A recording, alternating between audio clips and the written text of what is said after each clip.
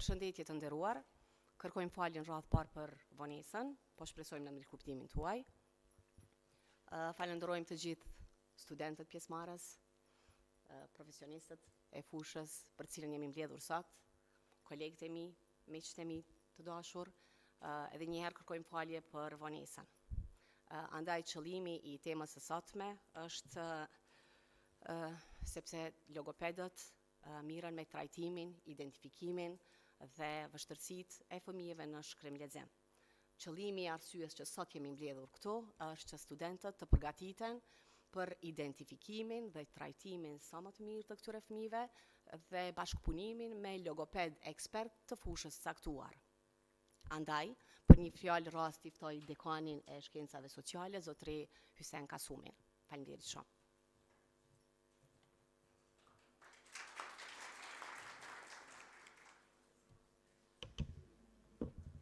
Faleminderit. Të dashur student, të nderuar panelist, zonja Kabashi, zoti Miran Xhelili, të nderuar profesor pjesëmarrës, të nderuar pjesëmarrës të institucioneve parashkollore që janë sot prezent këtu.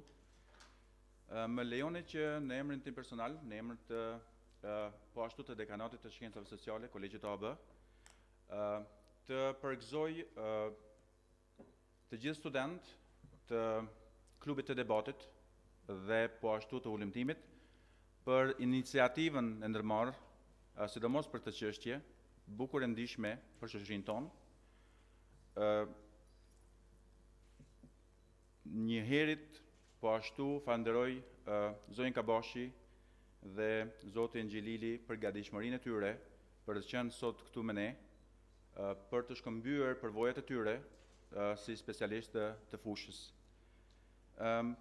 Fakulteti i Shkencave Sociale, respektivisht klubi i debatit dhe ulëmtimeve i përbërë nga 20 student në bashkëpunim me profesoreshën Tringa, gjithmonë në koordinim të ngushtë me dekanatin e Shkencave Sociale dhe profesor të tjerë të respektuar si profesoresha Violeta që është sot prezent me ne, po edhe profesor të tjerë si që është profesoresha Samire, profesoresha Moza.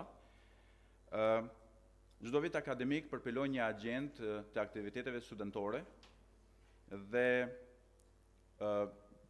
në këtë agjendë ne planifikojmë tërheza të rrumbullakta, mini konferenca studentore me tema të ndryshme sa i përket fushave të ndryshme dhe nevojat të ndryshme që studentët tanë duhet të mësojnë dhe shkallësi që ata duhet të marrin për të qenë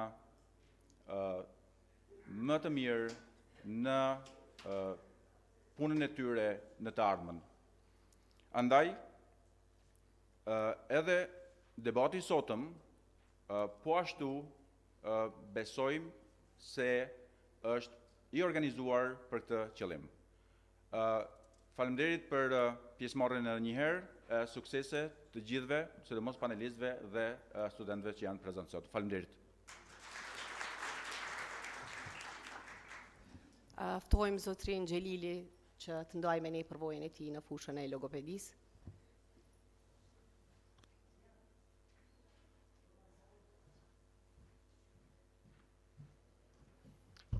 Përshëndetje nderuar student, nderuari dekani shkencave sociale zotri Kasumi, nderuar profesoresh zonja Dedi, nderuar profesoresh zonja Kabashi.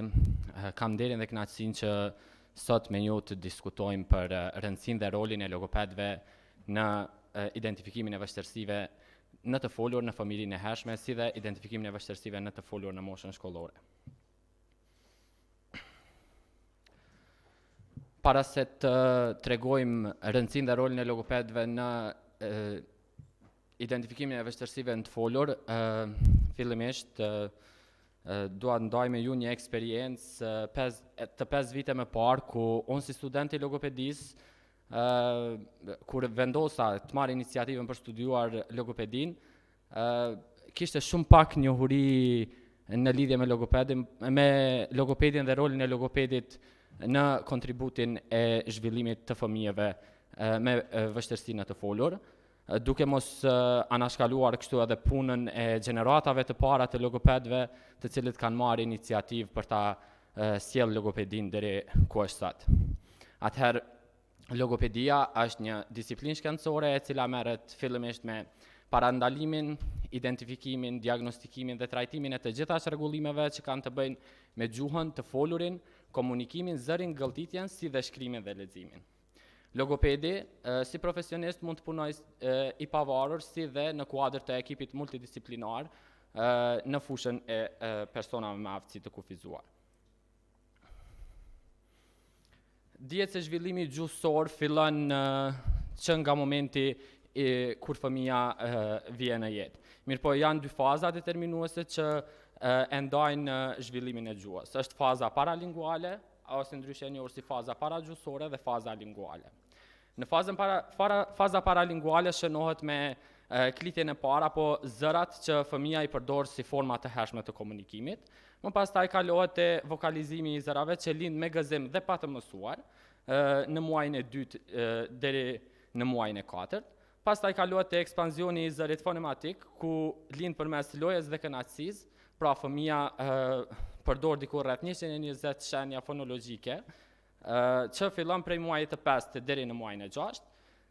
Vazhdohet me kontraksionin fonematik, ku fëmia përfshin të folurit si formën e tij sjelljore dhe u përgjigjet stimulimeve ndaj rrethit, si dhe faza paralinguale përfundon me bablingun, apo ndryshe siç njihet dyfishimi i zërave që i paraprin fazës tjetër, fazës linguale. Faza linguale shënohet me paraqitjen e fjalës së parë tek fëmia, ku fjala e parë me kuptim lind në moshën 12 muajsh, ku nga kjo moshë fëmia vetëm fillon të rrit repertorin dhe më pas në moshën 24 muajsh fillon të krijojë edhe fraza dy fjalëshe dhe të përdor gjuhën e folur si pjesë të sjelljes së tij. Cili është roli i logopedit në identifikimin e vështirësive gjuhësore në familjen e hershme? Edhe pse në vendin tonë ndoshta nuk promovohet shumë, marr parasysh se logopedia ende nuk ka marrë zhvillimin e duhur në Kosovë. Roli i logopedit fillimisht është parandalues. Këtë e garanton edhe organizata botërore e shëndetësisë dhe organizata siç është UNICEF. Pra vendet e zhvilluara gjithmonë promovojnë parandalimin apo preventivën për faktin se ofron mirëqenie më të mirë për fëmijët, si dhe ka një kosto më të ulët në rastet e intervenimit, në rastet kur bëhet parandalimi me kohë. Gjithashtu, logopedi si profesionist promovon edhe intervenimin e hershëm. Intervenimi i hershëm duhet të fillojë me njëherë në muajt e parë pas lindjes dhe të vazhdojë deri në moshën 3 vjeçare. Mirëpo, në rastet kur nuk arrin që intervenimi i hershëm të fillojë në kohë, atëherë preferohet që të fillojë në periudhën në të cilën është paraqitur individi apo klienti me një vështirësi të caktuar.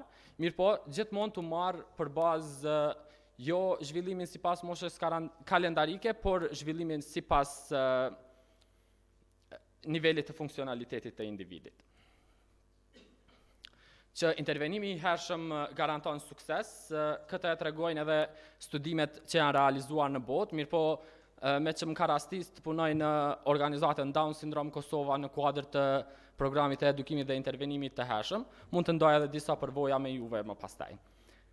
Një studim i realizuar nga Ashley dhe bashkëpunëtorët në vitin 2018 mbi intervenimin e hershëm të tipit Part C tregon se fëmijët të cilët kanë marrë shërbime nga ky lloj intervenimi kanë pasur shkatësime të mira në komunikim, në aftësitë sociale, si dhe në shkatësitë e jetës të përditshme. Ndërsa një studim tjetër i realizuar mbi intervenimin e hershëm intensiv behavioral tek personat me autizëm, tregon se fëmijët në moshë më të vogël, të cilët kanë qenë pjesë e intervenimit të hershëm, manifestojnë më pak vështirësi në sjellje në krahasim me fëmijët më të mëdhenj të cilët kanë marrë shërbime nga ky program. Të folurit si proces kompleks për të realizuar në mënyrë kualitative, duhet të plotësoj të gjitha kushtet dhe faktorët që ndikojnë në të folur, siç janë aftësi gjuhësore, artikulimi, zëri, rrjedhshmëria dhe komunikimi jo verbal ku përfshihet gjuha e trupit dhe niveli pragmatik. Artikulimi nënkupton prodhimin e të menduarit në fjalë përmes koordinimit të trurit dhe aparatit artikulues që përbëhet nga dhëmbët, gjuha si dhe buzët. Si dhe në bashkëveprimin në mes organeve respirative dhe kordave vokale që prodhojnë zë. Në rastet kur kemi vështirësi funksionale ose organike që lidhen me aparatin artikulues apo disfunksionimin e trurit, atëherë mund të paraqiten edhe çrregullimet e artikulimit. Çrregullimet e artikulimit karakterizohen nga zëvendësimi i një tingulli me një tingull tjetër, gjithashtu karakterizohen nga omisioni apo paaftësia e individit për të shqiptuar një tingull në fjalë, si dhe distorzioni apo mënyra jo e drejtë e shqiptimit të një tingulli në fjalë. Për të trajtuar vështirësitë e artikulimit, duhet të kemi parasysh që duhet ndjekim hierarkinë e artikulimit. Hierarkia fillon me izolimin e tingullit, fillimisht si të vetëm dhe mësimin e pozicionit se si të artikulohet një tingull në mënyrë të saktë. Pastaj tingulli të kalohet në rrokë i shoqëruar me zanore, në fjalë, në fraza, gjithashtu tingulli të bëhet pjesë e fjalive dhe nëse fëmia që manifeston vështirësi artikulimi është në moshën shkollore, atëherë është e rëndësishme që artikulimi i tingujve të dëmtuar të përfshihet edhe në lexim dhe mandaj të kalohet në të folurin e strukturuar, duke bërë kështu aktivitete që përfshin përshkrimin e figurave, tregimin e historive, si dhe një tingull quhet i generalizuar në momentin kur arrin që individi ta përdor edhe në gjatë bisedës spontane. Duhet të ketë parasysh që tingujt të cilët ushtrohen të gjinden në fjalë në pozitë iniciale, mediale dhe finale. Po si mund ta mbështesim një fëmijë me vështirësi të artikulimit në shkollë? Atë që na rekomandon Asociacioni Amerikan i Logopedëve dhe Audiologëve është se për të mbajtur një bisedë me nxënësit në nivelin e duhur, mësimdhënësit duhet të përdorin një qasje dhe një sistem që u mundson personave apo nxënësve të cilët manifestojnë vështirësi artikulimi të kuptojnë përmes gjesteve apo mimikave të mësimdhënësit nëse po e shqiptojnë tingullin drejt apo jo. Një shembull që është marrë këtu nga Asociacioni Amerikan i Logopedëve është që mësuesja është mirë të bëjë një gjest si tipi tillë të prek syzet apo të kruaj faqen në mënyrë që t'i çojë një mesazh nxënësit pa vënë re nxënësit e tjerë se fëmia po artikulon drejt apo jo. Rol të rëndësishëm në zhvillimin gjuhësor luan edhe rrjedhshmëria. Shpesh herë vështirësitë në mosrrjedhshmërinë e fjalëve paraqiten tek fëmijët e moshave të moshës 2, 5 dhe 3, 6. Mosha këto që i paraprin inkuadrimit të fëmijëve në institucionet parashkollore, kopshte apo edhe në shkollën fillore. Pra, fëmija kur përballet me një shkëputje nga rutina në të cilën është mësuar, apo nga shkëputjet e marrëdhënieve afektive me prindrit dhe familjarët, mundet të manifestoj vështirësi siç janë mosrrjedhshmëria ose belbëzimi. Ndryshe në literaturë, mosrrjedhshmëria njihet edhe si një belbëzim transient, i cili mund të kaloj në belbëzim të vërtet në momentet nëse nuk ndërhyet në kohë. Ndryshe mosrrjedhshmëria vije shpesh herë tek fëmijët edhe si rezultat i zhvillimit të hapshëm të gjuhës, ku procesi i të menduarit dhe aparati artikulues nuk janë në sintoni me njëra tjetrën, dhe si rezultat i kësaj mundet të shkaktohet mosrrjedhshmëria. Mosrrjedhshmëria ose belbëzimi karakterizohen nga ndërprerjet e rrjedhshmërisë në të folur, hezitime ose përsëritje të fjalëve që ndikojnë në kualitetin e shqiptimit të rrokjeve, fjalëve apo të frazave. Si mund ta ndihmojmë një nxënës apo një fëmijë që vjen kopshtin nëse paraqet vështirësi në rrjedhshmërinë të folurit? është e rëndësishme që ne t'jemi modeli për komunikimin, ne t'jemi modeli për mënyrën e të folurit. Fëmijët, si që dim, modelojnë, edhe në bazë të modelimit mësojnë nga të tjerët. Fëmijët mësojnë nga ajo se çfarë ju sorvojmë ne, andaj duhet që të gjejmë një çështje që t'jemi model në zhvillimin gjuhësor të fëmijëve. Një faktor kryesor, faktori kyç që luan rol në prodhimin kualitativ të folurit është gjuha. Janë shkatësi gjuhësore. Gjuha është një sistem i shenjave apo simboleve që ju shërben individëve të një konteksti kulturor apo të një vendi të komunikojnë me njëri tjetrin nëpërmjet të folurit apo nëpërmjet të shkruarit. Vështirësitë në zhvillimin gjuhësor përfshin zhvillim të ngadalshëm të fjalorit, koncepteve ose të gramatikës, gjithashtu përfshin pamundësinë e individëve për të përdorur stile të ndryshme të komunikimit varësisht nga situatat e tyre emocionale, shkatësi të dobta të kuptuarit dhe të shprehurit, që sigurisht mund të ndikojnë, këto shkatësi të dobta mund të ndikojnë më vonë edhe në vështirësitë e fëmijës për të socializuar, si dhe për të arritur në aspektin e të nxënit dhe të mësuarit. Andaj këtu, gjithmonë logopedit i duhet ndihma e profesionistëve siç jeni ju sot prezent, punëtorëve social, si dhe psikologëve të ndihmojnë deri në zgjidhjen e problemit.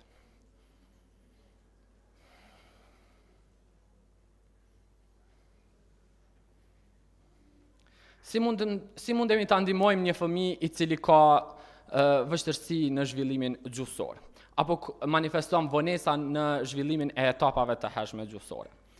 Është e rëndësishme që nëse një fëmijë nuk arrin të ju kuptojë shumë mirë që çdo fjalë të thënë apo çdo aktivitet të realizuar, ta shoqëroni me mjete konkretizimi dhe ta shoqëroni me mjete vizuale. Gjithashtu është e rëndësishme që mësuesi së bashku me logopedin të krijojnë një plan të edukimit individual që mund të përshtasë aspektin e të nxënit varësisht nga zhvillimi gjuhësor i fëmijës.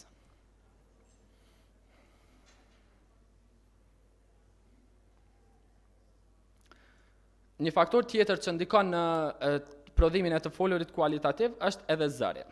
Zëri realizohet si procesi një frymëmarrje të thellë dhe frymëzjerrje të gjatë, dikon 15 deri 25 sekonda, sa është koha maksimale fonatore, si dhe në këtë formë frymëmarrja stimulon tezat e zërit apo kordat vokale që të nxjerrin zë dhe më pastaj velumi apo qiellza e butë për kujdeset për të rezonuar dhe për të prodhuar një të folur kualitativ. Çrregullimet e zërit mund të vinë si faktor i vështirësive të ndryshme. Faktorët mund të jenë organik dhe funksional. Faktorët organik mund të jenë si rezultati tumoreve në laring, apo si rezultati ndonjë vështirësie shëndetësore siç janë gastriti apo refluksi gastrik, që mund të irritojnë telat e zërit dhe mandej të shkaktohet probleme siç njihet disfonia. Po gjithashtu disfonia mund të vijë edhe si rezultat i faktorëve funksional dhe mund të themi që profesionistët shëndetësor siç janë logopedët, gjithashtu profesorët, mësimdhënësit, janë të rrezikuar duke mos janë anashkaluar edhe këngëtarët, janë të rrezikuar nga disfonia funksionale. Kjo për faktin se shpesh herë dim ta përdorim zërin në mënyrë të pakontrolluar. Edhe unë tash po e përdor zërin në mënyrë të pakontrolluar. Të folurit me zë shumë të lartë, të ulët ose monoton, shkakton ndërprerje, pushime të shpeshta, si dhe mund të shkaktoj disproporcion në të folur dhe mund të shkaktoj ashpërsi ose ngjirje të zërit dhe disbalans të frymëmarrjes ose të folur me hund. Si mund të mbështesim fëmijët të cilët kanë vështirësi në përdorimin jo të shëndetshëm të zërit? Është mirë që të inkurajojnë fëmijët që të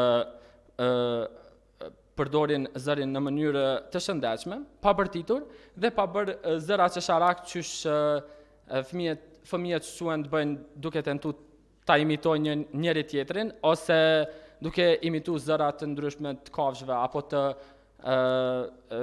superherojëve tyre të preferuar.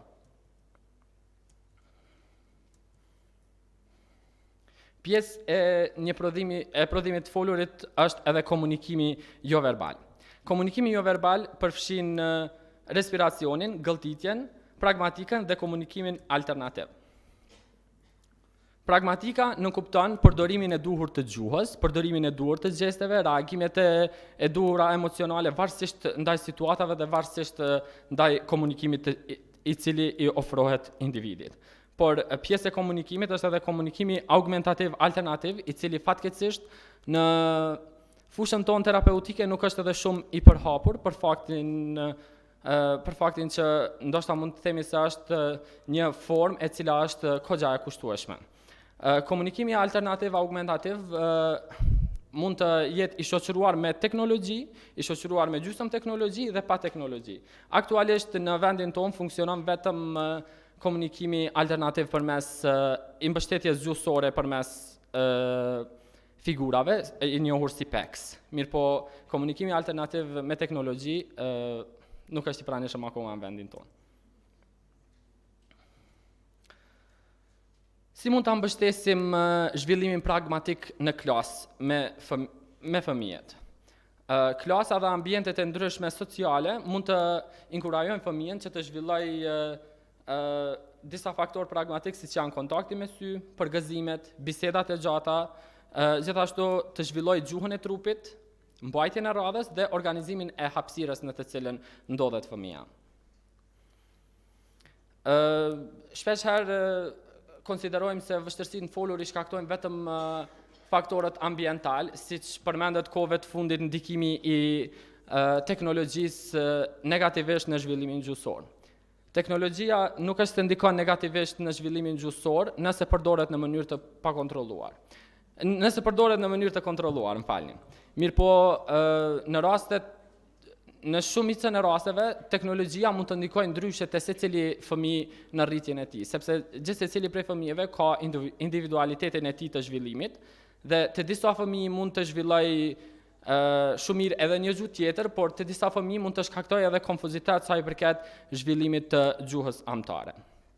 Andaj vështirësitë në gjuhë dhe në të folur janë të ndërlidhura edhe me humbjet e dëgjimit, gjithashtu janë të ndërlidhura edhe me faktorët tjerë organik siç janë qarja e buzës ose e qelzës, që shkaktojnë vështirësi në artikulim dhe rezonim, si dhe gjithashtu në ushqyerje të fëmijës,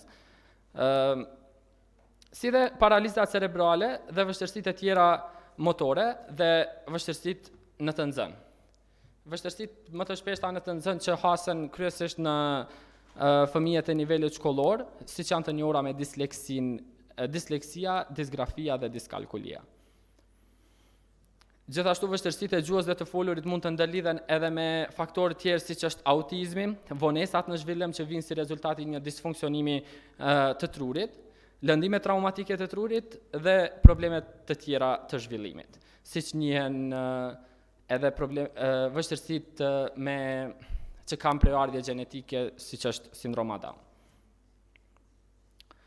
Çka mund të bëj një logoped në institucione arsimore?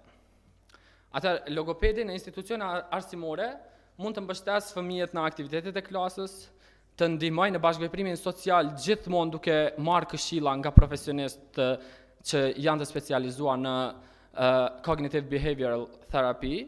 Gjithashtu për bashkëveprimin social mund të mbështetet edhe nga psikologu i shkollës apo psikologu klinik.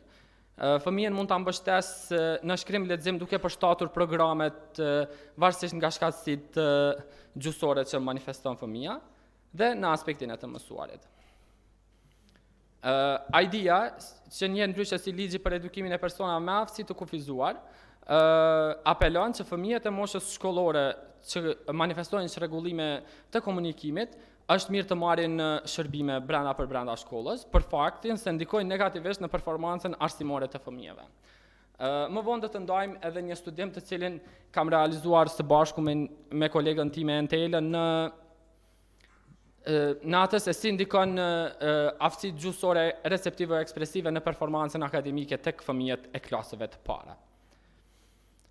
Shkatësitë e dobta të komunikimit mund të çojnë në probleme siç janë kuptimi i udhëzimeve në klasë, gjatë bashkëbisedimit apo kryerjes së detyrave që mësimdhënësi ju jap nxënësve. Gjithashtu, fëmijët që manifestojnë vështirësi gjuhësore kanë tendencë që të mos marrin pjesë në aktivitetet që realizohen në klasë për vetë faktin se ata e dinë se zhvillimi i tyre gjuhësor nuk është i njëjtë me zhvillimin e bashkëmoshatarëve, pavarësisht pse ndoshta është shumë e vështirë ta kuptojmë se apo e shprehin si breng apo nuk po e shprehin. Si dhe një faktor tjetër është edhe zhvillimi dhe ndërtimi i marrëdhënieve me shokët. Shpesh herë mund të jenë fëmijët me vështirësi në zhvillimin gjuhësor mund të manifestojnë edhe vështirësi sociale apo sjellje agresive për faktin që nuk arrin të kuptohen nga bashkëmoshatarët e tyre. Logopedi luan një rol të shumëfishtë në shkollë, ku përfshihet parandalimi i rregullimeve të komunikimit, gjithashtu identifikimi i nxënësve në rrezik për problemet e mëvonshme, vlerësimin e aftësive komunikuese të nxënësve, gjithashtu rezultatet e vlerësimeve gjithëpërfshirëse dhe përpilimin e planit edukativ individual të arsimit. Gjithashtu, roli i logopedit në shkollë është edhe dokumentimi i rezultateve të nxjerra nga puna e bërë me fëmijët në ambientin shkollor, bashkëpunimi me mësuesit dhe mësimdhënësit për mbështetje më të mirë në zhvillimin e aktiviteteve mësimore brenda klasës në mënyrë që fëmijët të ndihen të barabartë, si dhe avokim për praktikat mësimore dhe pjesëmarrje në projektet hulumtuese.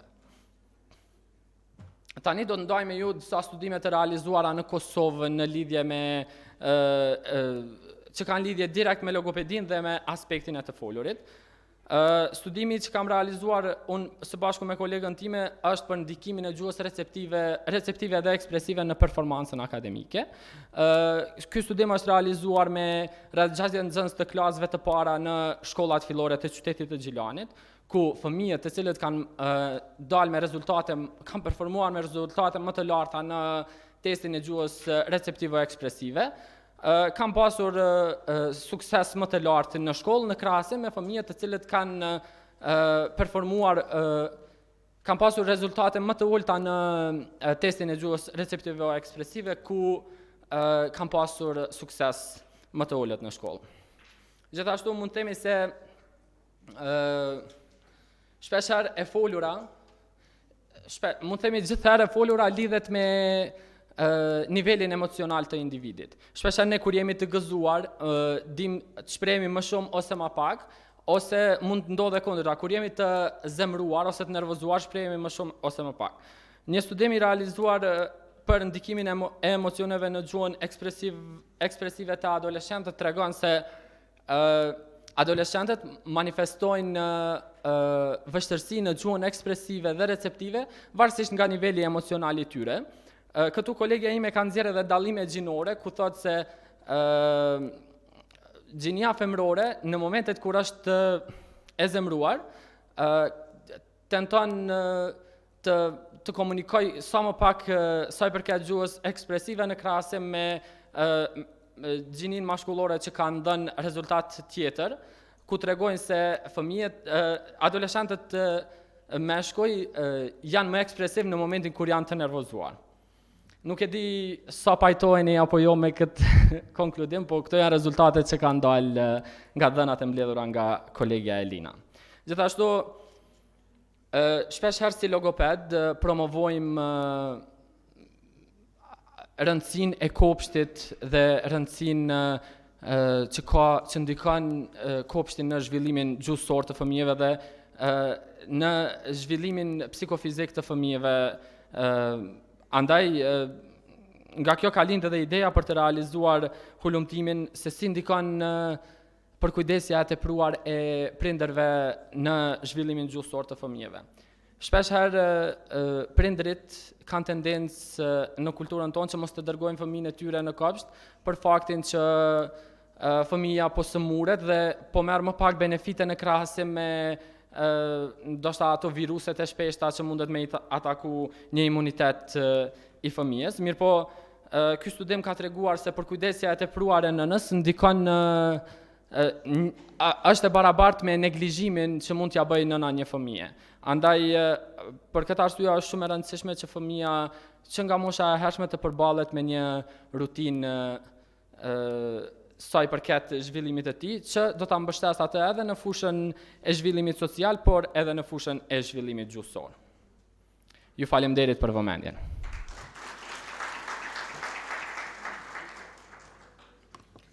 Faleminderit zotri Xhelili. Tani ftojmë zonjën Kabashi që të ndajë me ne përvojën e saj në fushën e logopedisë. Faleminderit shumë.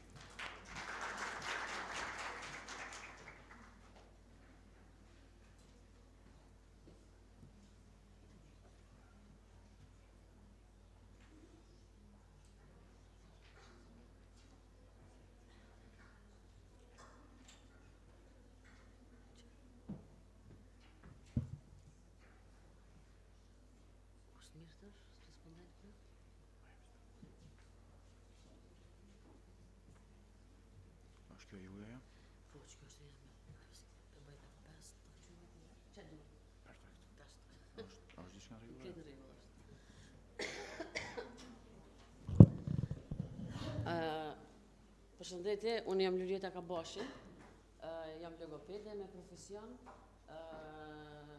Falenderoj Universitetin AAB për ftesën, për t'i nda këto përvojat e mia gjatë fushës që periudhës që kam punu si logopede, edhe domethënë jam jashtëzakonisht e kënaqur, sidomos kur flas për logopedinë, jam edhe emocionuar sepse domethënë buron thjesht prej shpirtit ato që e kom punu dhe e kom studiu. Në logopedia në Kosovë praktikisht nuk është një lami e re, po është e njoftun nga vitin 1970, kur logopedët e parë kanë arritë në Kosovë, apo më dëgjoni, se unë tash me këto teknologjit, logopedët e parë kur kanë arritur në Kosovë, të cilët kanë përfundu studimet jashtë Kosovës dhe kanë hapë studiot e tyre, kabinetet logopedike për të punuar. Kabineti i parë i logopedik në Kosovë është hapër në shkollën Meto Bajraktari në Mitrovic. Dhe më thonë, në vitin 1970, një logopedi më njohur tani nuk është me ne njetë, ai është Emrush Bejtullahu, i cili ka hapë kabinetin dhe ka ba, dhe më thonë, një punë jashtëzakonisht të madhe në promovimin e profesionit, po edhe në trajtimin e personave që kanë pas vështërsi në komunikim. Po logopedia si shkencë, dhe më thonë, njihet qysh nga koha e Demostenit. E dini që Demosteni ka trajtu belbëzimin e tij duke ecur në Greqinë antike dhe duke vendosur një guri në gojë për të tejkalu belbëzimin që e ka pasur. Do të thonë, po si terminologji dhe si shkencë është e njohur nga viti 1913, do të thonë gati 100 vjet e më shumë që njihet si logopedi. E u tha definicionit, do të thonë, zot përsëritim ato që u folën deri tash, nuk do të përsëritim me dëshirë që me ju dhonë sa më shumë kohë me bisedu bashkë, sepse këto janë, do të thonë, logopedia është si lëmi e gjanë, përfshin shumë fusha brenda vetës, prandaj sado që flasim na s'kemi arrit bashkë ato që kemi me dashur me interpretu te ju, po në pika të shkurta në mënyrë që ju mandej me zgju kurreshtin që me pyet lidhur me fushën. Esenca është, domethënë, janë definu shoqatat e rëndësishme në botë, e kanë definu se çka është logopedia, ajo ndihmon, domethënë, është si lëmi që në thekë se ka parandalimin, pastaj zbulimin e hershëm, më të hershëm të mundshëm, diagnostikimin e mirë, adekuat, trajtimin dhe çrregullimit në komunikimin human, trajtimin nga profesionist e logopedisë në fushë dhe janë të lidhura me produksionin e gjuhës, me percepcionin, produksionin verbal, gjuhën e shkruar dhe format e tjera të komunikimit jo verbal. Domethënë, deri vonë o besu, për shkak që unë jam me mosh, po e shihni, domethënë, deri vonë u besu që logopedi punon vetëm me ata fëmijë që flasin. Po jo edhe me ata që nuk flasin. Do të thonë, një keq kuptim ka ndodhur aty sepse logopedi merret edhe me komunikimin jo verbal, do të thonë edhe me ata që nuk kanë të folur, po forma të tjera jo verbale zhvillon tek ta persona. Logopedi është profesionist i pavarur, po bashkëpunon ngushtë me profesionista si për shembull psikologu klinik dhe ai shkollor, më thonë dhe pedagogë special, audiologët, otorinolaringologët, më thonë një spektër i gjon i profesionistëve bashkëpunojnë për të arritur një diagnostikim të drejt, po edhe një trajtim adekuat.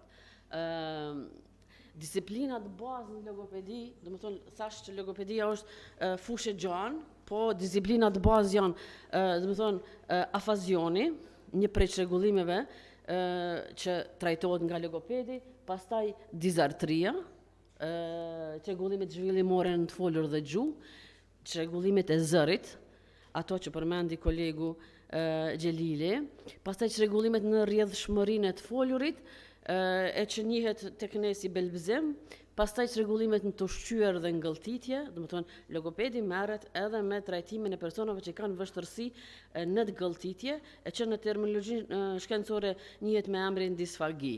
Pastaj çrregullimet në shkrim lexim, në çrregullimet të shkaktuara nga lëndimet e trurit, dëmtimet në dëgjim dhe çrregullimet komplekse. Do të thonë një fushë gjanë për të trajtuar. Është shumë me rëndësi që tek ne ende s'ka fillu profilimi i logopedëve. Më thonë, logopedët në Kosovë merren me të gjitha temat, pa u profilu, e në vende tjera, për shembull, logopedët edhe profilohen në mënyrë që specifikën me specializu, pastaj edhe me trajtu. Personalisht jam e specializuar në trajtimin e fëmijëve me implant kohlez në qendrën Suvag në Zagreb, po do të thonë në mungesë të logopedëve pastaj merrem edhe me të gjitha çrregullime tjera që ofrohen edhe që vijnë për të kërkuar ndihmë. Janë 3 shoqata të rëndësishme që e promovojnë profesionin logopedit, po edhe i mbrojnë të drejtat e tyre. Më thonë, shoqata ndërkombëtare për logopedi dhe foniatri, e cila i ka 125.000 antarë në vete, dhe shoqata amerikane, që është me influencë jashtëzakonisht madhe, ASHA, që ka 120.000 antarë. Shoqata edhe Evropa ka themelu shoqatën e saj, 1988-ën, dhe shënon ditën e logopedisë me 6 mars, çdo vjet, me tema të ndryshme për të vëdisuar popullatën lidhur me rolin e logopedit dhe me shërbimet që jep ai. Domethënë, çdo vjet një temë trajtohet dhe pastaj në atë javë, në atë ditë organizohen tribuna shkencore, organizime të ndryshme për vëdisimin lidhur me logopedin. Shoqata evropiane me shkurtesën CPLOL është, domethënë, përbam nga 23 shoqata të vendeve të evropiane dhe 21 vende anëtare të Bashkimit Evropian. Kështu që duheni me ditë që praktikisht ne ende se kemi vendin aty për arsye se nuk jemi në Bashkimin Evropian. Ka 60.000 anëtarë shoqata evropiane të logopedëve. Në Kosovë me 6 dhjetor të vitit 2006, dhe më thonë para 4 dite ju mbo sa 14 vjetë që është themelu edhe shoqata e parë e logopedëve të Kosovës. Mirë po logopedia nuk fillon me atë datë në Kosovë. Thamë që nga vitin 1970 janë diplomu logopedë e parë në Universitetin e Zagrebit, profesor Behlul Brestovci, besoj që dikush nga ju kanë dëgjuar emrin e tij, dhe profesor Emrush Bejtullahu, të cilët pastaj kanë filluar veprimtarinë në Kosovë.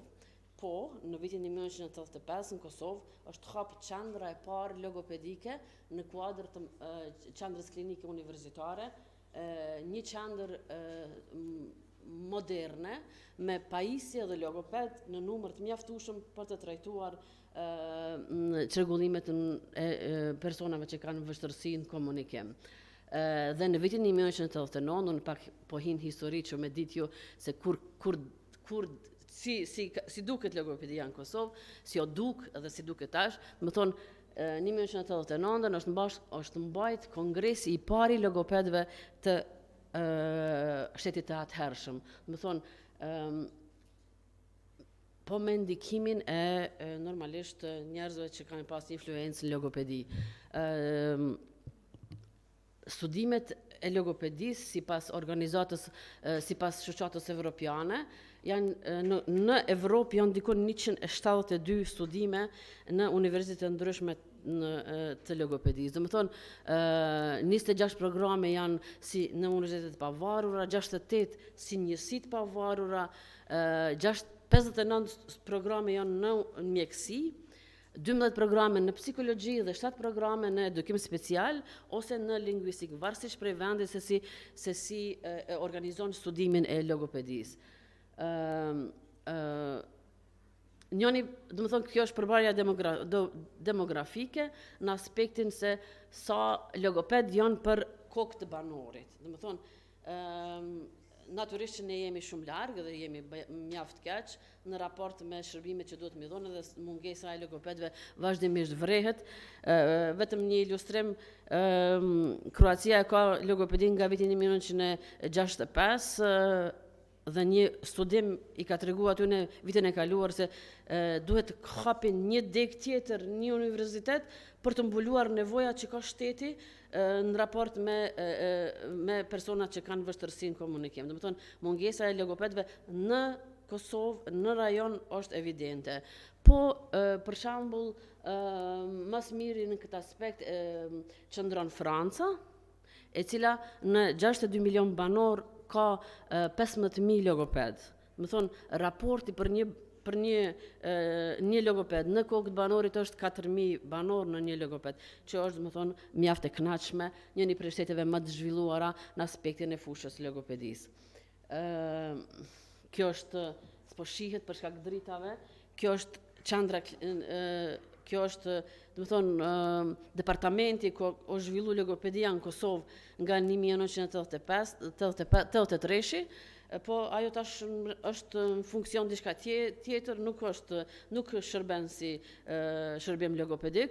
Në kuadër të qendrës klinike universitare në Kosovë është vetëm një logoped dhe 2 defektolog tjerë që japin shërbime. Për shkak të mundësisë me ditë afër të punën e logopedit edhe në shkolla, po edhe në institucione tjera,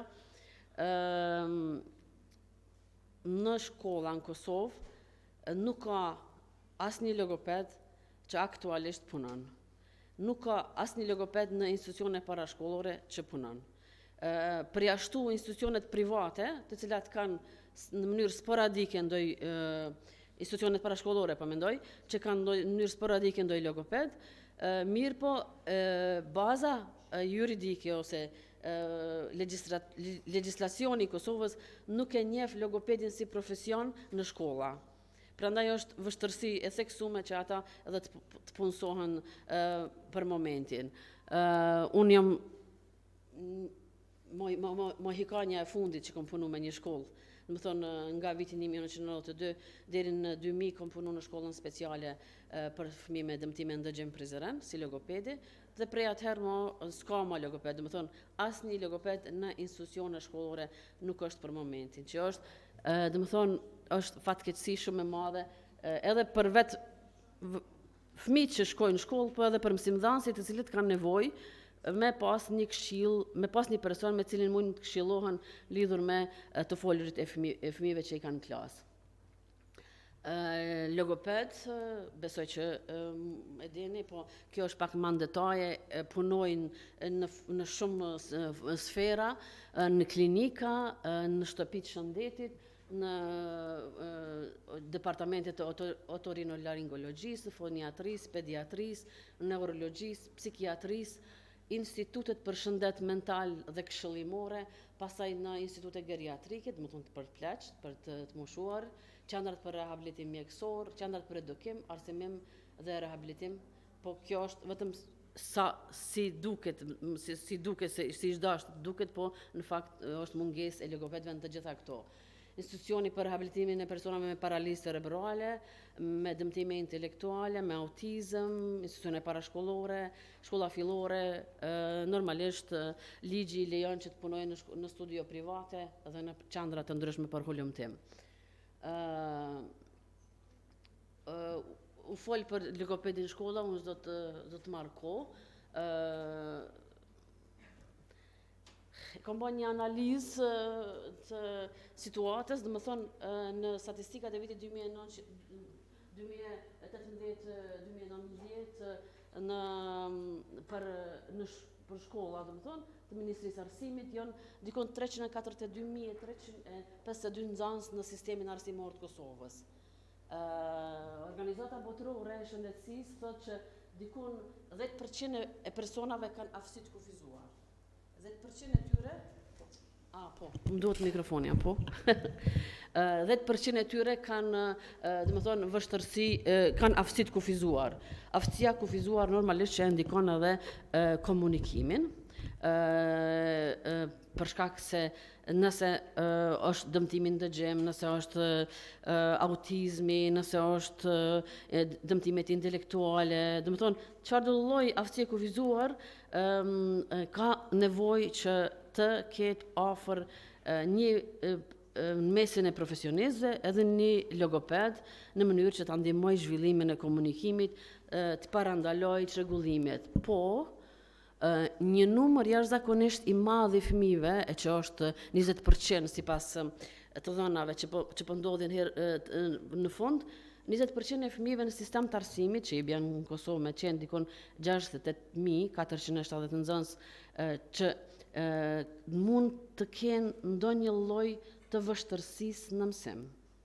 Ndonjë lloj të vështërsisë në mësim, siç ishte për shembull ajo që u përmend më herët, çrregullimit në shkrim, lexim, dhe këto lidhen shumë ngushtë me rezultatet e fundit në vlerësimin e OECD-s, dhe më thonë në PISA, që dhe më thonë fëmijët e tanë në shkolla kanë vështërsi në të kuptuarit e tekstit, sepse intervenimi te këta fëmijë, dhe më thonë, ose fare nuk ekziston, ose dhe më thonë derisa të formohen simptomet shumë mirë, pastaj tek ma vonë me iniciativën e prindve ndodh ndonjë intervenim sporadik tek logopedet. Do të thonë 10% e fëmijëve, 20% e fëmijëve me vështirësi në mësim dhe 10% e fëmijëve që kanë aftësi të kufizuar kanë nevojë në formë të drejtë për drejtë ose të tërthort ndihmën e logopedit. Por nevoja imediate dhe shumë e rëndësishme është që logopedi të jetë në institucione parashkollore, atëherë kur janë fazat e zhvillimit të gjuhës dhe të folurit. Dhe më thonë, një numër më i madh se 20% e tyre kanë vështërsi në procesin e nxënjes të folurit. Duke i implikuar tani edhe këto jetën moderne tonën, teknologjinë, mungesën e komunikimit në mes ose stimulimit jo të mirë nga prindrit dhe nga njerëzit që kujdesin për fëmijët, do thonë e bën përqindjen edhe më të madhe të atyre që kanë nevojë që të ndikoj logopedit e këta. Dhe më thonë, është shumë e rëndësi të merrem të kemi parasysh këto të dhana, sepse ne mundemi pastaj kur të vinë shumë rezultate të tjera edhe nga hulumtimet që ndodhin, po për gjeneratat do të bëhet vonë, sepse ata veç fillojnë shkollimin dhe shkollimi i tyre do të jetë gjithherë me sukses të dobët. Do të thonë, përvetësimi i gjuhës në moshën e hershme, trajtimi i çrregullimeve çfarë do të llojit natyrës të ndryshme që e ka fëmia, do të bëjë që një person të jetë, nëse është kompetent nëse arrin nivelin sipas një standardi, sepse zhvillimi është gjithëherë individual, po sipas disa normave të përcaktuara, atëherë mundësia për të zhvilluar edhe për të mësuar i pavarur do të jetë gjithëherë më e madhe. Domethënë, kjo duhet do të jetë parim për neve profesionistëve, të cilët merremi dhe jemi, domethënë, në këto profile. Këto e thash,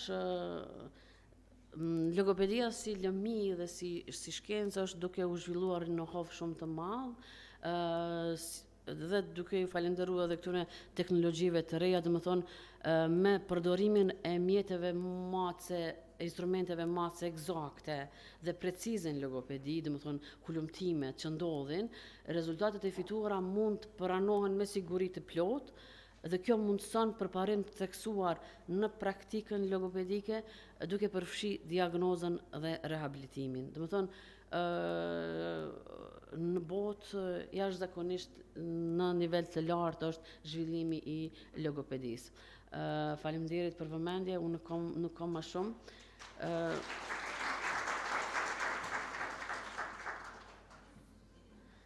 Tash mundem ju këtë pyetje. Faleminderit zonja Kabashi. Tani kemi kohën edhe të debatit hapur, luteni që të merrni pjesë në debat, çdo gjë që ju intereson, kemi profesionistët pranë që mund të na ndihmojnë edhe të na lehtësojnë punën nëse neve diçka na duhet. Faleminderit shumë.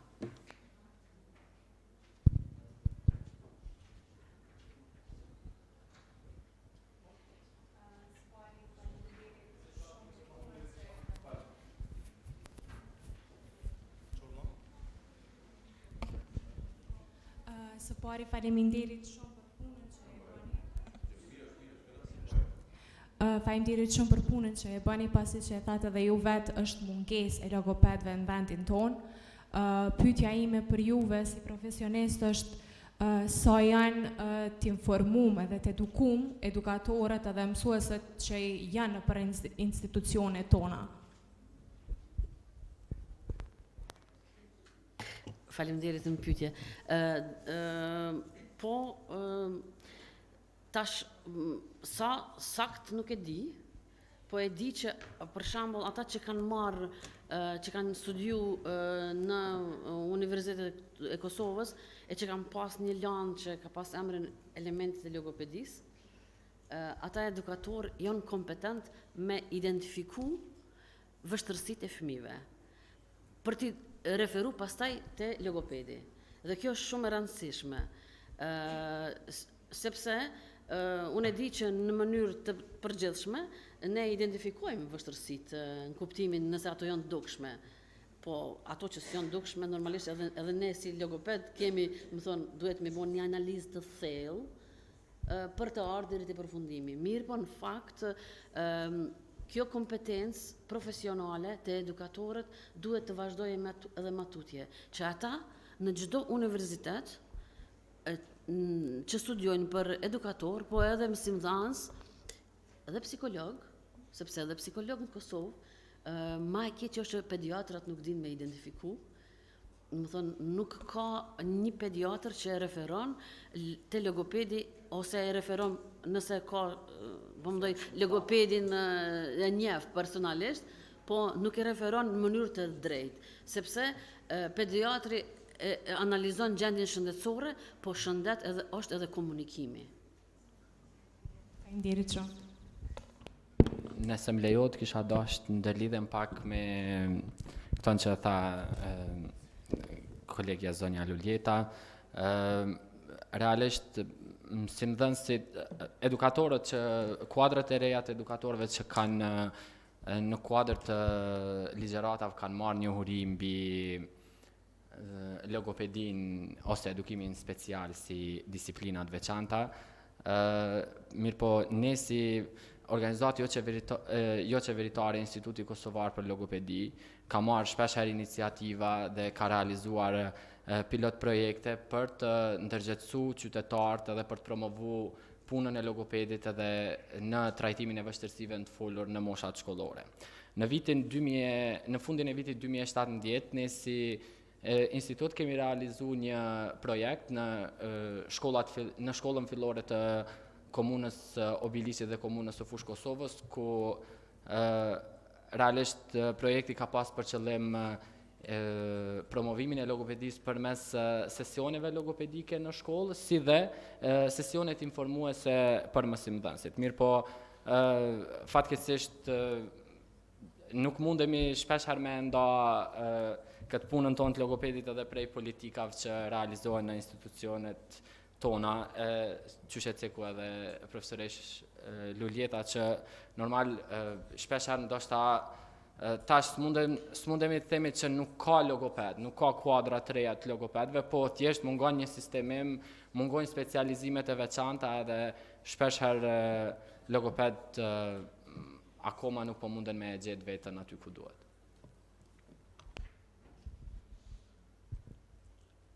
Përshëndetje. Unë spari kisha dashur më ju përgëzu për këto informata kaq detajume që janë të nevojshme për çdo profesionist, qoftë në arsim, qoftë shëndetësi.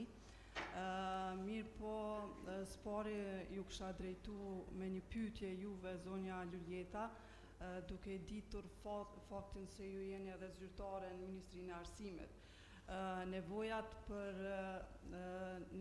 Vështërsitë e fëmijëve dhe çrregullimet e fëmijëve janë nga më të ndryshme. Nevojat për logoped janë shumë të mëdha.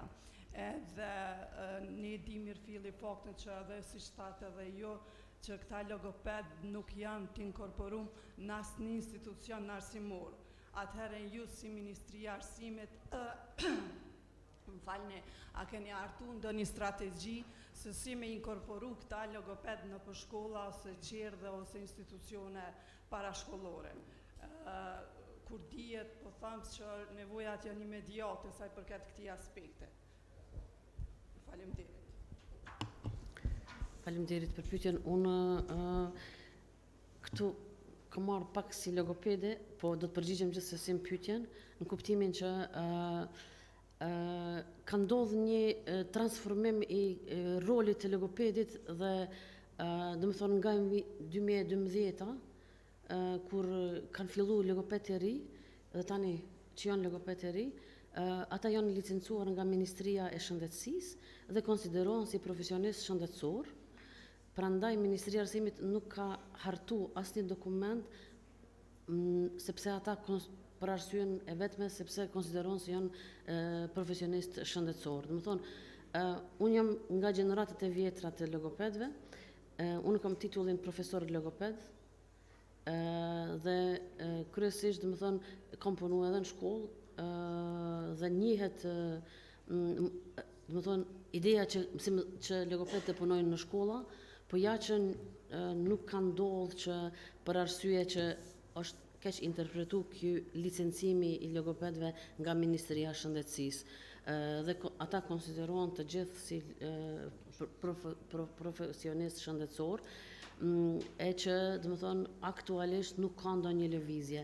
Gjithherë priti prej Ministrisë së Shëndetësisë që ata të bëjnë hapin për të punësuar logopedët, qoftë edhe në institucione edukative edhe po domethënë barën kryesore qeveria e kalon Ministrisë së Shëndetësisë. Aktualisht nuk ka ndonjë bashkëpunim të mirëfillt në mënyrë që logopedët të sistemohen në vendet e punës, po me gjithë zhvillimet vendet e rajonit në 30% të logopedëve sa i kanë në numër, ata i kanë të punësuar në institucione shkollore. Thash unë isha dhe mbeta logopedi i fundit që kam punuar ndonjëherë me një shkollë, aktualisht nuk ka, domethënë është për me lëviz në këtë aspekt, po fatkeqësisht domethënë nuk kemi shumë diçka me lëviz. Ndoshta ky keq kuptimi ose kjo barriera që po ndodh mes Ministrisë së Arsimit dhe Ministrisë së Shëndetësisë dhe një mos bashkëpunim i mirëfillt e ka pru situatën në këtë gjendje.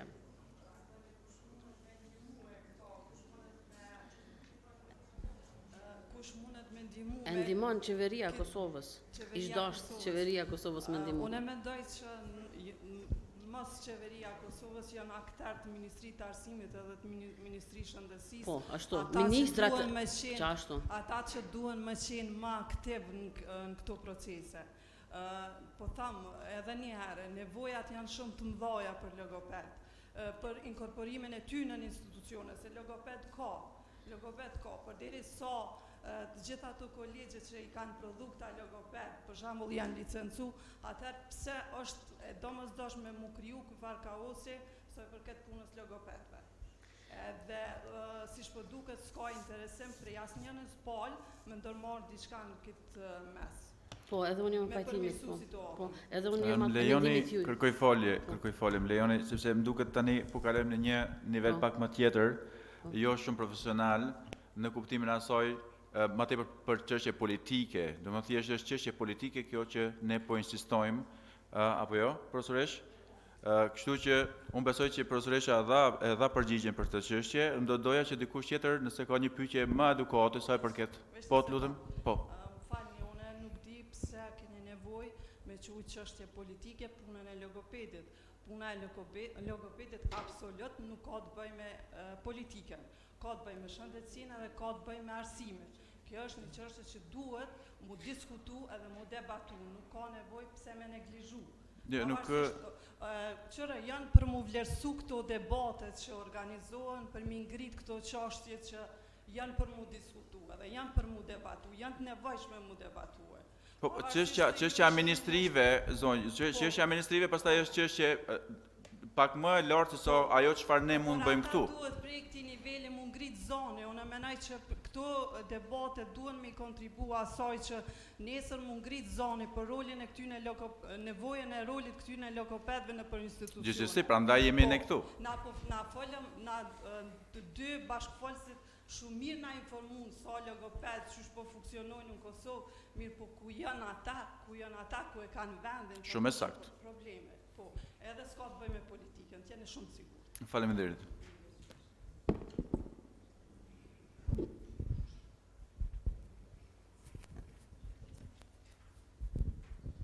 Atëherë pyetja ime është çfarë ndikimi ka bullizmi në ngecjen e zhvillimin në të folur dhe cili është kontributi i mësimdhënësit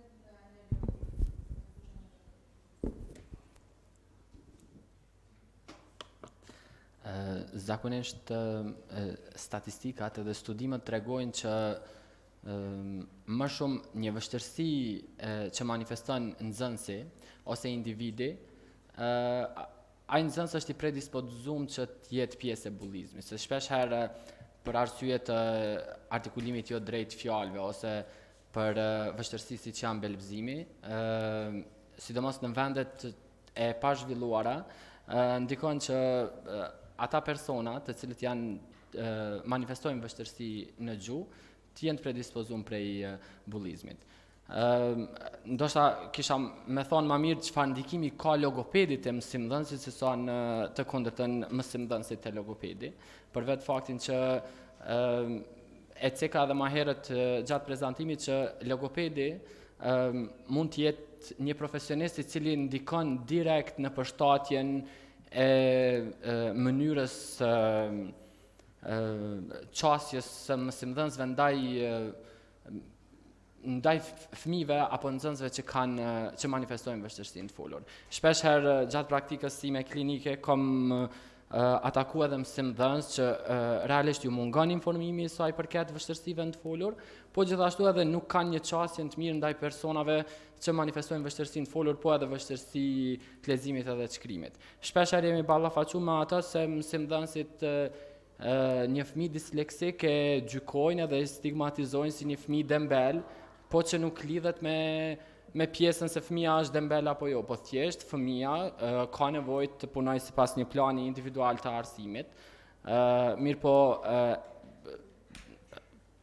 kërkoj nga profesoresha Lolieta me më korrigju, po nuk e di se edhe sa, me atë sa ka mujt me pa edhe sa aplikohen drejt programet individuale të arsimit në institucione shkollore. Plotësoj ndoshta ambientet, në faktorët ambiental janë shumë të rëndësishëm në zhvillimin e komunikimit. Sidomos te këta që kanë vështërsi në belbizim. Ata, do të thonë, në shumë shpesh belbizimin mund të jetë akut, njihet çashtu terminologjia në logopedi, po faktorët rrethanor e bojnë që ai me kalon kronik. Nëse prindërit trajtojnë fëmijën keq, nëse rrethi e trajton fëmijën keq, nëse mësuesja trajton fëmijën keq, nëse bashkëmoshatarët e trajtojnë fëmijën keq. Do thonë, të gjithë këta faktorë ambiental e rrisin nivelin e çrregullimit, sidomos te fëmijët që kanë belbizim. Shumë fëmijë, për shembull në shkollë, për shkak të belbizimit marrin nota të dobta. Sidomos mësimdhënës e gjuhës shqipe, nëse ai nuk arrin me recitu vjershën, nëse nuk arrin me thonë ato që e din, e në fakt e din shumë mirë, mësimdhënësi asnjëherë nuk arrin me nxjerr përmbajtjen për shkak të e pa mënyrën se si ai komunikon. Edhe kjo e pamundson me arrit me vlerësu mirë një fëmijë, një person i cili ka çrregullime në rrjedhshmëri. Prandaj kjo është një farë mënyrë bulizëm. Sepse unë jam logoped dhe gjithë kam dëshirë që me këto terminologjitë psikologjike të merrem psikologët e jonë, po sidoqoftë, më thonë, këto po ndërlidhen mes vete.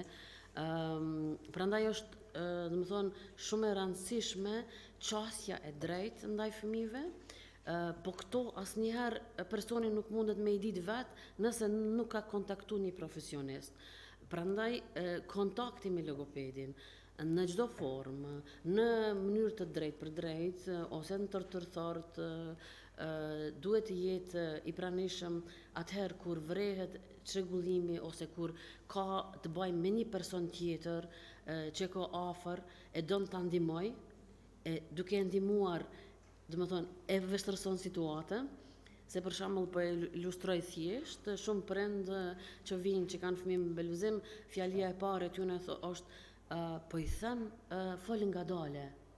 E që logopedi, domethënë, e sugjeron mos me bë të njëjtën gjë. Logopedi e sugjeron prindin ose çdo kan tjetër që ta lejoj të flas deri në fund në mënyrën se si po e thot, duke parafrazuar atë që e ka thënë, sepse qëllimi i komunikimit, domethënë, ne duhem me ditë definicionin se çka është komunikimi. Është një marrëveshje me dy personave të cilët arrin me i dërgu sinjale njëri tjetrit. Dhe kjo është ideja kryesore. Duke anashkaluar formën, sepse të gjithë ne brenda ditës kemi vështirësi të ndryshme në komunikim, varësisht prej gjendjes tonë emocionale, shëndetësore, prej paraqitjes në publik, më thonë, unë jam shumë e rrjedhshme kur flas, më thonë, me klientë mi, po kur i paraqitem në publik gjithherë kam, më thonë, vështirësitë e mia, kam tremat e mia në mënyrë se si po kuptohem, apo e kupton biseduesi im drejt informatën se si po e dërgoj unë. Më thonë, këto janë gjëra shumë të rëndësishme në aspektin e çrregullimeve në komunikim me njoftë. Po shumë mirë është me marrë informata nga profesionisti. Shumë shpesh informatat po merren nga portalet që shumë njerëz po i përkthejnë dhe po humbet kuptimi i fjalisë. Do të thonë, prandaj do të thonë është shumë e rëndësi këto debatet janë shumë të shëndosha.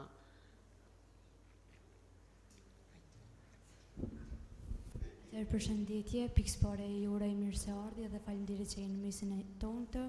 Pyetja ime për ju është sa zgjat trajtimi dhe sa mund të jetë i mërzitshëm për fëmijët dhe cilat janë metodat që ju i përdorni. Faleminderit. Hajde Mira. Kjo është pyetja më e shpesh që mundet me na u bë neve si terapist gjuhës të folurit, po besoj edhe të gjithë terapistëve që mirën me ofrimin e shërbimeve psikosociale. Shpesh herë prind familjarët, mësimdhënësit kërkojnë një periudhë kohore se sa do të zgjas trajtimi i një vështirësie të folur. Po normal që ekzistojnë statistika që tregojnë se parafërsisht sa mundet me zgjat artikulimi drejt i një tingulli ose përvetësimi i njohurive në aspektin e gjuhës dhe të folurit, po gjithmonë këto statistika nuk munden me qenë të qëndrueshme. Kishit me thonë ju pse, po secili fëmijë zhvillohet ndryshe. Ka shumë faktorë që ndikojnë në përvetësimin e njohurive në aspektin e zhvillimit të gjuhës dhe të folurit. Edhe unë jam i tharja asaj që mos me nxjerr standarde kohore. Ndoshta një fëmijë mundet me përvetësu ose me tejkalu një vështirësinë të folur shumë shpejt, po të njëjtën vështirësinë të folur fëmija tjetër mundet me tejkalu pak më vështirë. Varet krejtësisht nga niveli i përqendrimit, varet krejtësisht nga niveli i manifestimit të ankthit, stresit që mundet më shkaktu prej ndonjë vështirësie në aspektin e zhvillimit të folurit. Për atë arsye është mirë mos me caktu standarde kohore, me thonë se ndonjëherë mundemi me dalë edhe keq ndaj atyre që u ofrojmë shërbimin nëse i themi nëse ne zotohemi që për 3 muaj ose për 1 muaj ose për 6 muaj mundemi me tejkalu një vështirësi. Se nuk varet gjithmonë nga ne, varet nga ajo se sa fëmia është bashkëpunues edhe në ambientet e tjera, sepse një sjellje quhet e mësume ose një fjalë ose një quhet i përvetësum, i generalizum në momentin kur arrin me u bë njëjtë në të gjitha hapësirat ku ndodhet fëmia. Shpeshherë hasim prind që thojnë fëmia në shtëpi po flet, pe thot këton, normal tu e pas parasysh edhe ambivalencën që dozën e ambivalencës që munden me pas fëmijët, po njëkohësisht mundet me ndodhe edhe realisht që fëmia në një ambient me qenë pak ma selektive dhe mi thonë disa fjale ose me komuniku me rrethin, me persona që një, po në një ambient krejt tjetër, me qenë ma i tërhequn mos me fol ose mos me i manifestu sjelljet e njëjta verbale. Nëse ma rikujton edhe pyetja tjetër ishte, sa të mërzitshme janë... Sa gjatë trajtimit dhe sa mund të jetë i mërzitshëm për fëmijë? Tasht gjithmonë, sa i përket kësaj pjesë sa është i mërzitshme, ne gjithmonë mundohemi me përshtat teknikat e trajtimit varësisht nga ajo që dëshiron me e bo fëmija. Teknikat e trajtimit logopedik janë në ditët e sotme janë të bazuara shumë në lojë, po normalisht që teknikat e njëjta nuk mund të aplikohen me disa fëmijë. Disa fëmijë shumë lehtë munden me e pranu trajtimin formal logopedik që nuk është i bazuar shumë në lojë, por disa fëmijë normalisht që për disa fëmijë nuk është çësia e duhur që për shembull t'i kërkojmë ta thot një fjalë në mënyrë të përsëritur, po të realizojmë aktivitete edhe ushtrime që janë atraktive për fëmijën, në mënyrë që mos krijohet kjo doza e mërzitjes ndaj logopedit ose ndaj punës me logopedin. Unë veç pak po e plotësoj Miranin, më thonë shumë në krejt në rregull, po duhet me ditë që logopedi është profesionist kreativ, sepse ja imponon puna, me qenë kreativ, gjithherë me ndru mënyrën e punës, në momentin kur nuk funksionon, e ndron mënyrën e punës edhe metodën, në mënyrë që me e zgju kurreshjen të fëmija për me mbajt nivelin e kënaqshëm të bashkëpunimit. Më thonë, kreativiteti është një prej virtyteve kryesore të logopedit. Po që se logopedi nuk është kreativ, ai mund të ketë diplomuar në logopedi, po logoped nuk është. Dhe më thonë, këto e kam porosi për profesorit tem në Universitetin e Zagrebit që ka thonë gjithkush mundet me kry logopedin, po logoped s'mundet me bëj gjithkush. Do thonë është shumë e rëndësishme me qenë kreativ, me dhonë maksimumin, me gjetë gjuhën bashkëpunuese, me prend fillimisht. Prandaj, do të thonë ky trekanshi funksionon edhe trekanshi, po edhe tash edhe katërkanshi njesin shkollë njëjtë, do të thonë edhe ambienti i përshtatshëm ku punon logopedi, këta 4 faktorë dhe bojnë trajtimin të suksesshëm. Dhe përfundimi i trajtimit ndodh atëherë kur arrihet mbi 80% të asaj çka ju po doni me mri. Do të thonë, pa mritje 10%, do të thonë s'keni arrit me përfundu punën mjaftueshëm.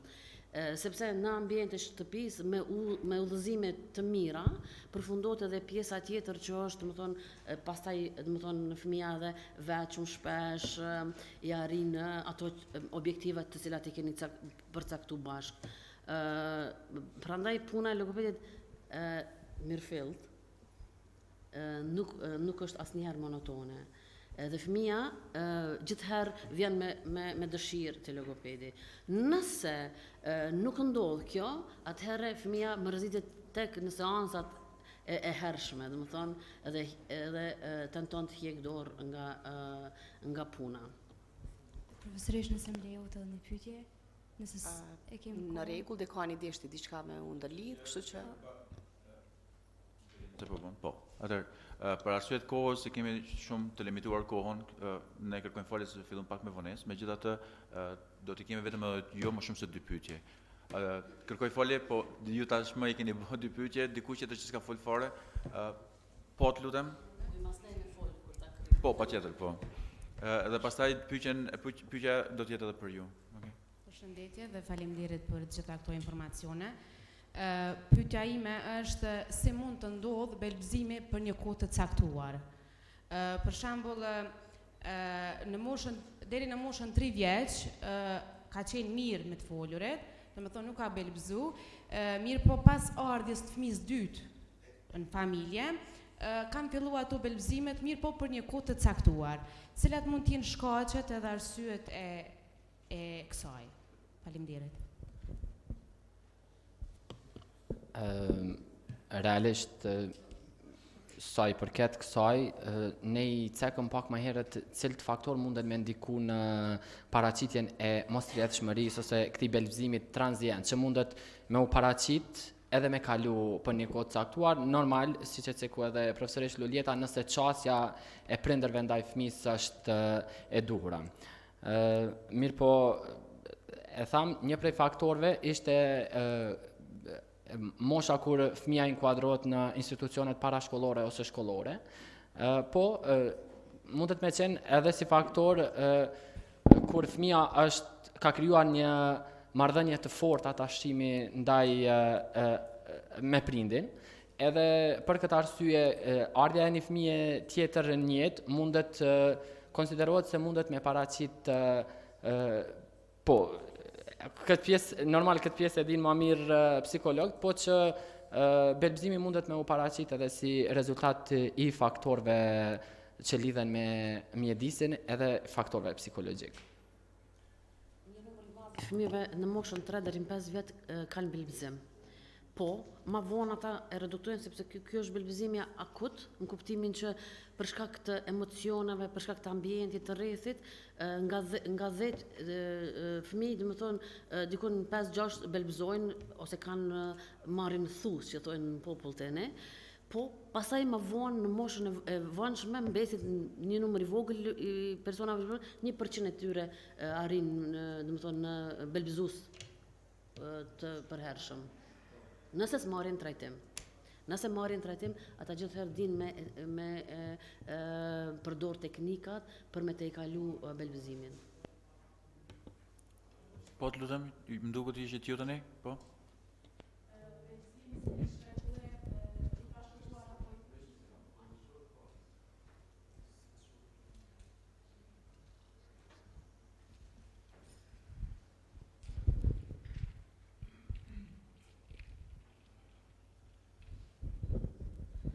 Përshëndetje, belbëzimi si një çrregullim i trashëguar apo i fituar i përsëritjes së fjalëve, a ka një moshë ku është e caktuar apo ju mund ta caktoni një moshë ku mund të themi se ky çrregullim është i pasuksesshëm tani?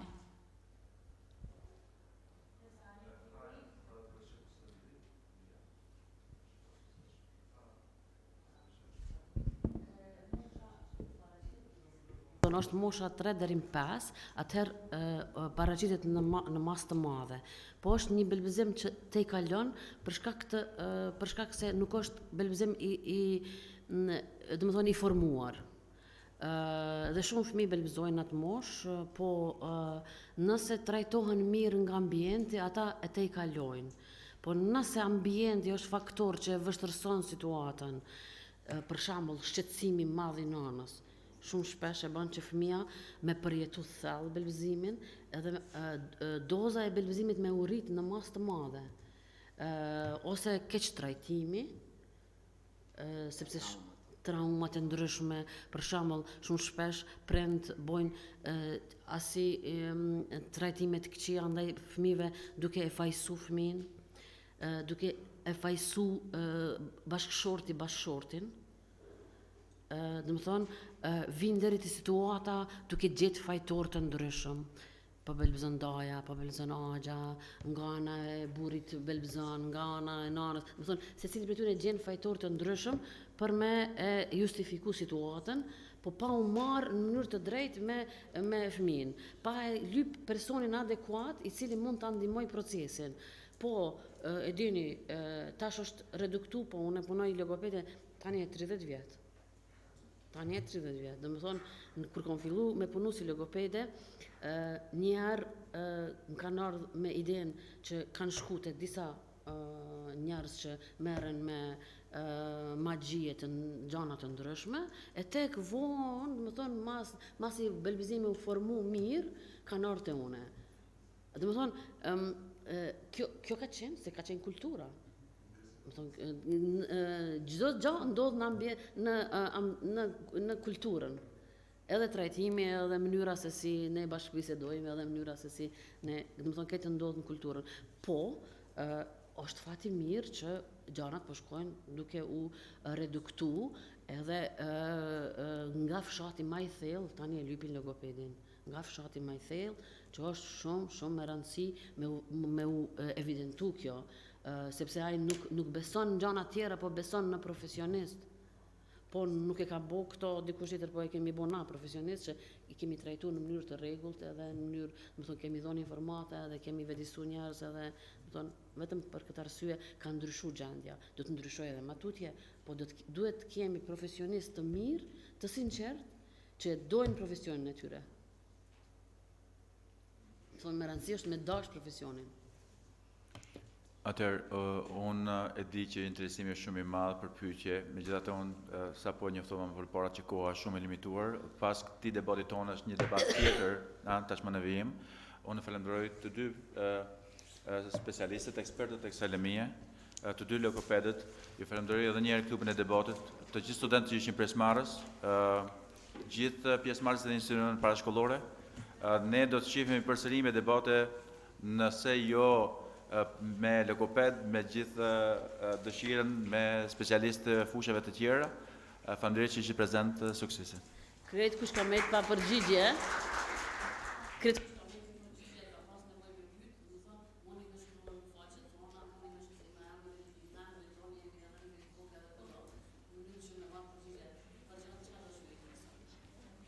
Faleminderit shumë.